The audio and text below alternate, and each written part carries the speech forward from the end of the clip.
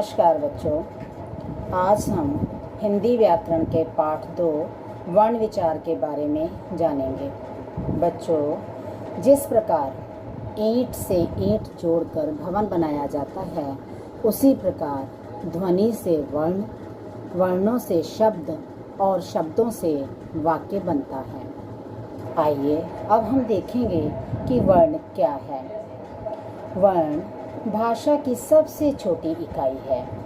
इसे तोड़ा नहीं जा सकता, इसलिए इसे अक्षर भी कहते हैं।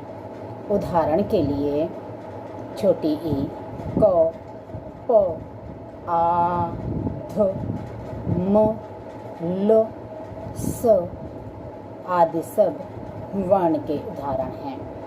अतः हम कह सकते हैं कि हिंदी भाषा में प्रयोग होने वाली वह सबसे छोटी ध्वनि जिसके टुकड़े नहीं किए जा सकते, वर्ण कहलाती है।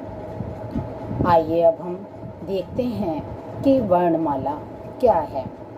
प्रत्येक भाषा में वर्णों के अध्ययन के लिए उन्हें एक निश्चित क्रम में रखा जाता है, जिसे वर्णमाला कहा जाता है। अतः हम कह सकते हैं कि वर्णों के एक निश्चित क्रम में लिखे व्यवस्थित समूह को वर्णमाला कहते हैं। हिंदी वर्णमाला के भेद। हिंदी वर्णमाला में 2 प्रकार के वर्ण होते हैं, पहला स्वर और दूसरा व्यंजन। आइए अब हम स्वर के बारे में जानेंगे। स्वर क्या है? हिंदी वर्णमाला में छोटा आ, बड़ा आ, छोटी ई, बड़ी ई, छोटा ऊ, बड़ा ओ, ऋषि, छोटी ए, बड़ी ए, छोटा ओ, बड़ा ओ, ये सभी स्वर हैं। इनकी संख्या 11 होती है। अंग और अह ये आयोग वह हैं। व्यंजन क, ख, ग, घ, ण, च, छ, ज, झ, ण, ट, ठ, ड, ढ, ण, त, थ, द, ध, न, प, फ, ब, भ, म, य, र, ल, व, श, श, स, ह ये सभी व्यंजन हैं। इनकी संख्या 35 होती है। बच्चों, स्वरों का उच्चारण स्वतंत्र रूप से किया जाता है। इनके बोलते समय मुख से हवा बिना किसी रुकावट के बाहर निकलती है। इनकी संख्या 11 होती है और ये 2 तरह से लिखे जाते हैं। एक तो ये अपने मूल रूप में, यानी छोटा बड़ा, छोटी बड़ी, छोटा ओ बड़ा ओ, ऋषि, छोटी ए बड़ी ए, छोटा ओ बड़ा ओ, इसी रूप में लिखे जाते हैं। और दूसरा, इन्हें मात्रा के रूप में लिखा जाता है। स्वर के भेद। आइए अब हम देखते हैं कि स्वर के कितने भेद होते हैं। स्वर के 3 भेद होते हैं। पहला, ह्रस्व स्वर। इनके उच्चारण में सबसे कम समय लगता है। इन्हें मूल स्वर भी कहते हैं। ये संख्या में 4 होते हैं, जैसे छोटा आ, छोटी ई, छोटा ओ और ऋषि। दूसरा, दीर्घ स्वर। इनके उच्चारण में ह्रस्व स्वरों से 2 गुना समय लगता है।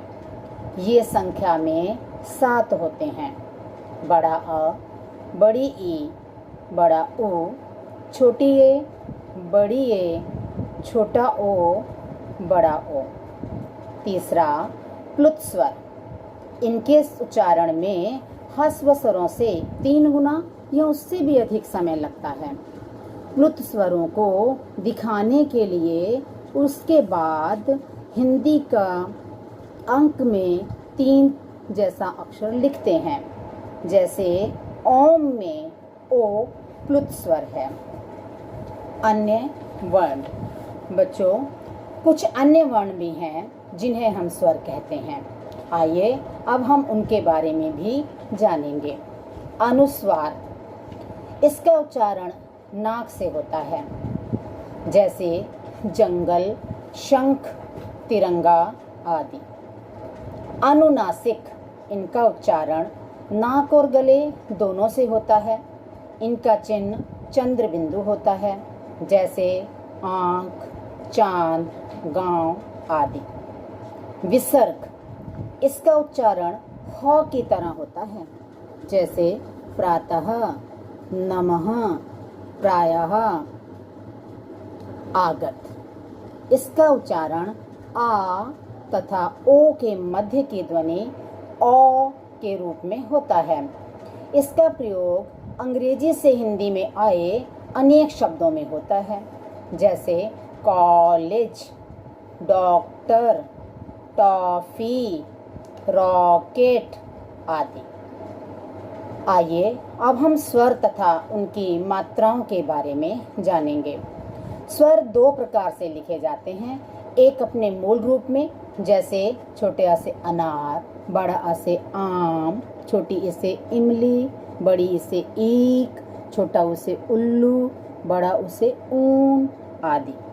और दूसरे व्यंजन के साथ मिलाकर, जैसे कान, चिड़िया, मछली, गुलाब, चूहा आदि। अ को छोड़कर प्रत्येक स्वर की अपनी एक मात्रा होती है। हिंदी वर्णमाला के प्रत्येक व्यंजन में सामान्य रूप से अ स्वर मिला रहता है, इसलिए उसकी अलग से कोई भी मात्रा नहीं होती। अतः हम कह सकते हैं कि व्यंजन के साथ स्वर का जो चिन्ह लगता है उसे मात्रा कहते हैं। आइए अब हम सभी स्वर, उनकी मात्राओं के बारे में जानते हैं। छोटा अ, इसकी कोई मात्रा अपनी मात्रा नहीं होती, अतः इससे बने हुए शब्द इस प्रकार हैं: मटर, कमल। बड़ा आ, इसमें मात्रा को आ की तरह खींचकर बोला जाता है: माला, आम। छोटी ई, इसमें मात्रा को इ करके बोला जाता है, इससे बने शब्द किताब, हिरन। बड़ी ई, इसमें मात्रा को खींचकर ई बोलते हैं, इससे बने शब्द मछली, पपीता। छोटा ऊ, इसको मात्रा को उ करके बोलते हैं और इससे बने शब्द गुलाब, सुराही। अगला शब्द बड़ा ऊ, इसमें मात्रा को खींचते हुए बोलते हैं ऊ, सूरज, कबूतर। नेक्स्ट ऋषि, इसमें मात्रा की आवाज़ री होती है।